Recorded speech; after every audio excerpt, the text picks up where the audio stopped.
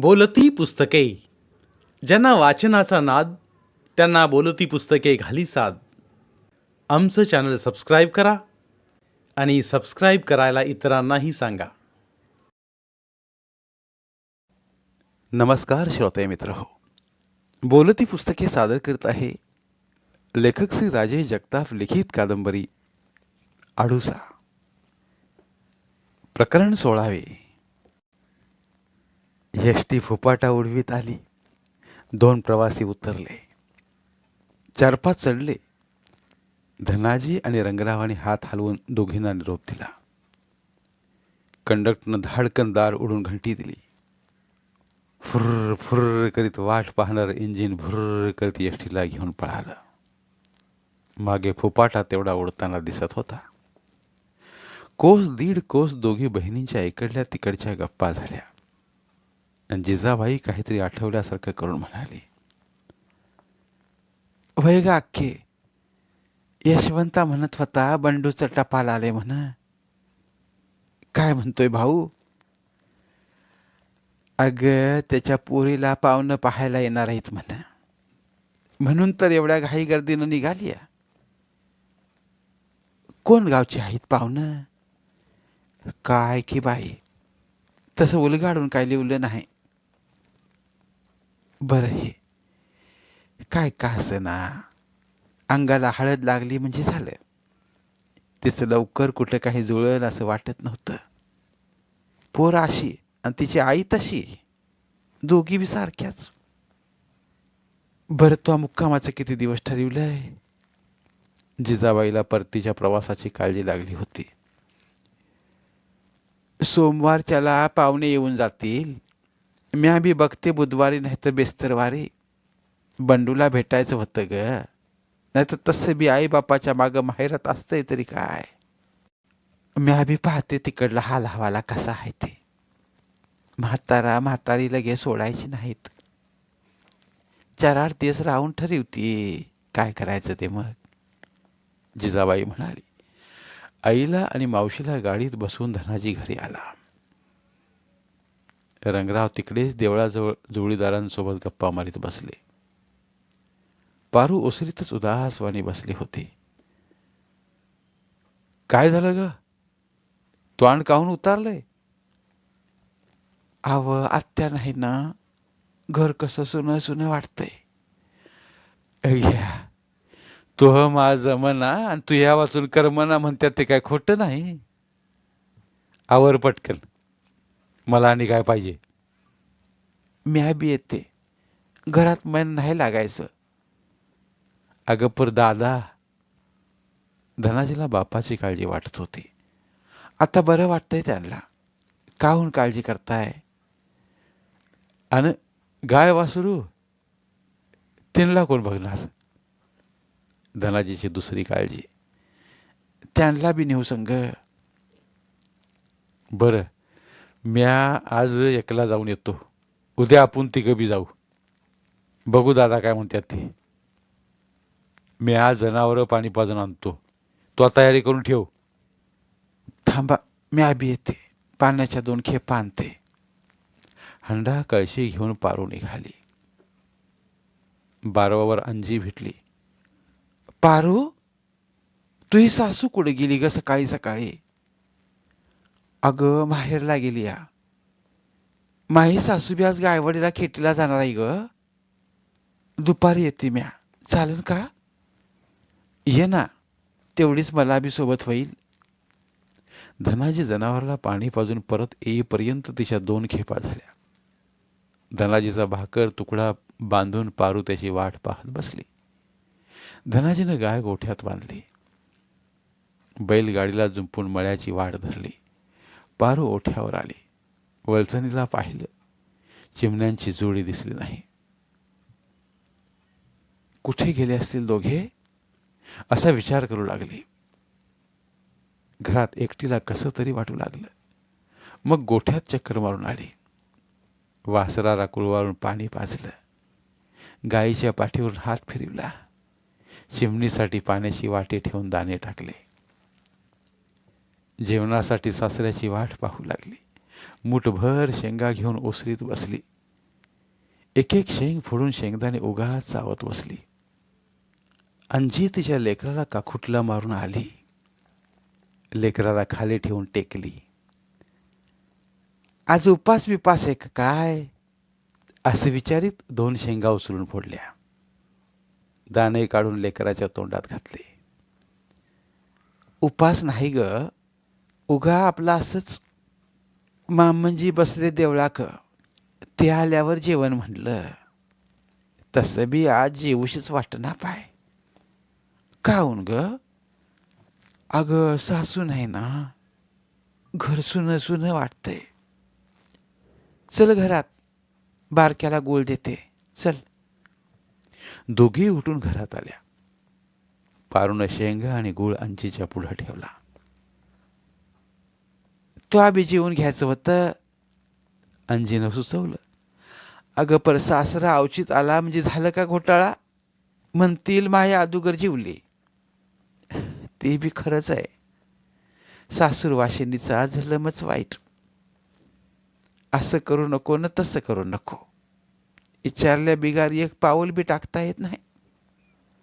अंजी काकुलतीला येऊन म्हणाली, तसं नव्ह ग, थोडा मान पान बी सांभाळायला लागतोय. आमचा सासरा तसा लई चांगला आहे. लेखीवानी जीव लावत्यात मला. सासू बी चांगली आहे, पण त्यांची नातू खेळवायची विच्छा पुरी होईना, म्हणून कातावल्यावानी करत्यात. पारू उदास वाना हसली.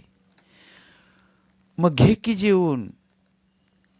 जेवता जेवता एक सांगायचं बी आहे तुला. तू बी 2 घास खाशील तर जेवते. आण बाई आण, आण. भाजी काय केली आज?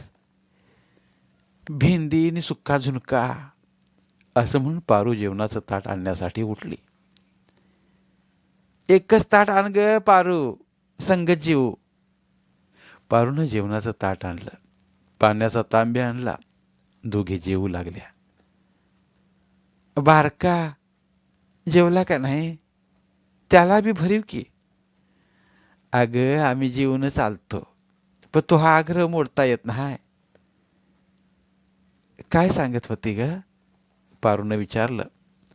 हा ते बाई, पर कोणाकडे काही बोलू नकोस, माही शपथ आहे तुला. सुटली म्हण.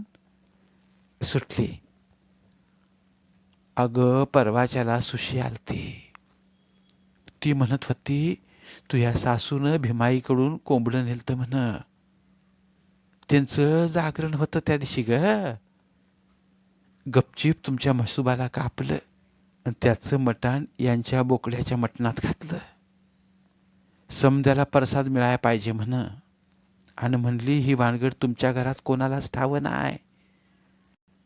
दारात वाहनांचा आवाज ऐकून दोघी चपापल्या. रंगराव आत येता येता अंजीला पाहून म्हणाले, अरे वा अंजाबाई, आज कशी काय वाट चुकली म्हणायची. मामंजी हातपाय धुवून घ्या, जेवाय वाढते. पारू जेवायचं सोडून उठली. अगं पारू भाऊ दे, तुमचं झाल्यावर वाढ मला. अहो नका, आधीच उशीर झालाय, बसा पटकन. पारू रंगरावांचं न ऐकता त्यांचं ताट वाढून आणलं.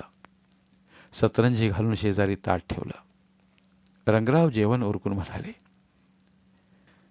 सूरबाई म्या पडतो जरा. अंजी आणि पारू पुन्हा ओसरीत बोलत बसल्या. थोडा वेळ बसल्यानंतर तिचं पोरगं रडू लागलं, म्हणून अंजी निघून गेली. पारूनं दार लावून अंग टाकलं. अंजीनं कोंबड्याची सांगितलेली घटना ऐकून पारू दुखावली होती. ही घटना धनाजीला माहीत असली पाहिजे, आणि तसा असेल तर धनाजीनं तिला का सांगितलं नसावं याचा विचार करू लागली. सासू त्या दिवशी बाहेरूनच मळ्यात का गेली आणि परत आल्यावर तसेच भीमाईच्या घरी का गेली होती याचा आज उलगडा झाला होता. सासू आपल्या विरुद्ध काही कारस्थान तर करीत नाही ना, अशी शंका आली. भावाचं टपाल आल्याबरोबर सासू लगेच निघून गेली. सुमीच्या लग्नाचा खरंच तिला आनंद झाला आहे की तिच्या मनात अजून काही शिजतंय. अंजीनं सांगितलं म्हणून समजलं, नक्की सासूच्या मनात काहीतरी चाललंय. आपण ती निघाली तेव्हा तिच्या पाया पडलो. तिनं आशीर्वाद पण दिला नाही आपल्याला. म्हणजे त्यावेळी तिच्या मनात नक्की काहीतरी वेगळं चालू असलं पाहिजे. पण समजणार तरी कसं? गाईचं हंबरणं तिला ऐकू आलं. काय झालं पाहण्यासाठी ती गोठ्यात गेली. पण वेगळं असं काही जाणवलं नाही. पाण्याची बादली भरून तिने गाईच्या पुढे ठेवली. गाईनं बादलीत तोंड घातलं आणि बाहेर काढलं तेव्हा बादली रिकामी झाली होती. म्हणजे तिला तहान लागली होती म्हणून हंबरले असावे असा पारून अंदाज बांधला. ती घरात जाण्यासाठी परतली तेव्हा भुर्र आवाज करीत चिमणी अगदी तिच्या जवळून उडत बाहेर गेली. पारूच्या आठवणी चाळवल्या. ती पुन्हा गोठ्यात गेली. गायला सोडून आणलं. भिंती शेजारी उभी केली. धडपड करीत तिच्या पाठीवर चढली. हळूच घरट्यात डोकावली. तिचा आपल्या डोळ्यावर विश्वासच बसेना. घरट्यात सागर गोट्यासारखी 3 अंडी होती. आपला आनंद उरात दाबून ती लगबगीनं खाली उतरली. गाईला पुन्हा गोठ्यात बांधलं. घरात परतली तेव्हा तिला काय करू आणि काय नको असं झालं. चालताना पाय जमिनीला लागतच नाहीत असं वाटलं. पाण्याची वाटी भरून रोजच्या जागी ठेवली.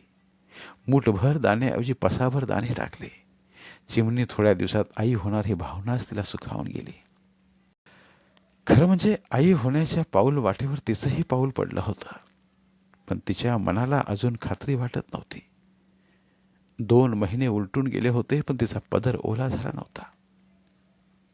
1-2 वेळा धनाजीला सांगावं असं वाटलं होतं. पण आज सांगावं आणि उद्या पदर ओला झाला म्हणजे आनंदावर विरजण पडायचं. त्यापेक्षा अजून एखादा महिना थांबून मग सांगावं असं स्वतःला बजावलं होतं. त्या दिवशी रानातल्या पाटाचा विषय निघाला तेव्हा आपण काय नाही म्हणणार म्हणल्यावर देव तो त्वांड गोड करील असं ते म्हणाले होते. आपण बी तुमचं बी त्वांड गोड करीन असं अवचित बोलून गेलतो. तेव्हा आपल्याला हेच सांगायचं होतं. पर बरं झालं त्यांनी कशाबद्दल असं विचारलं नाही.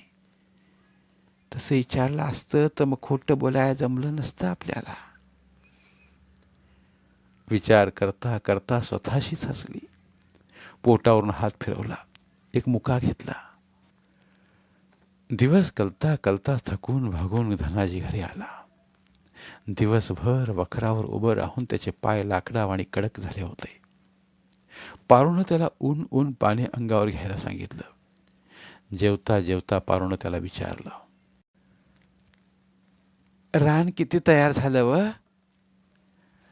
अर्धमुर्ध झाले.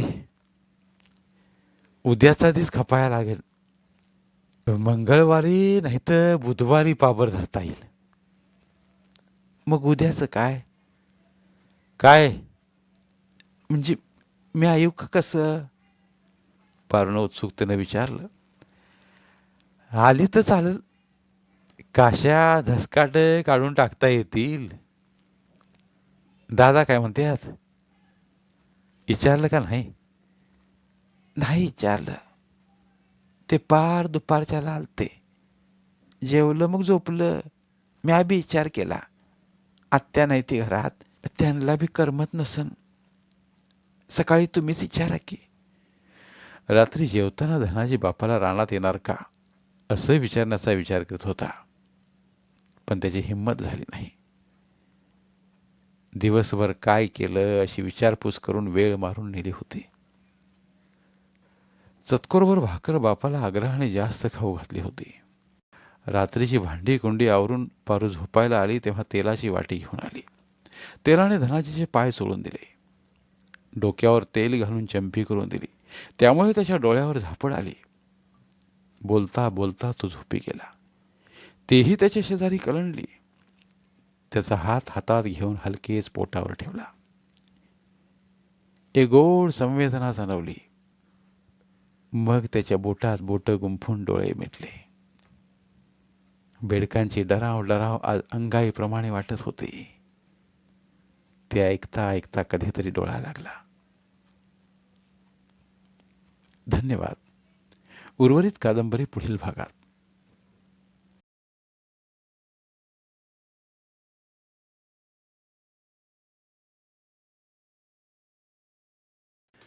धन्यवाद. प्रिय श्रोते मित्र हो, आपल्यासाठी एक आवाहन. आमच्या चॅनलच्या प्लेलिस्ट विभागात तुमच्यासाठी शेकडो कादंबऱ्यांचे ऑडिओ बुक्स उपलब्ध आहेत. तिथे प्रत्येक कादंबरीचे सर्व भाग एकत्रित मिळतील. त्यामुळे सध्या सुरू असलेल्या क्रमशः कादंबरीच्या पुढील भागासाठी वाट पाहण्याची गरज नाही. तुमच्या वेळेनुसार तुम्ही संपूर्ण कादंबरी सलगपणे ऐकू शकतात आणि साहित्याचा आस्वाद घेऊ शकता. कृपया आमच्या चॅनलच्या होमपेजवर जाऊन प्लेलिस्ट चेक करा आणि तुमची आवडती कादंबरी निवडा. धन्यवाद.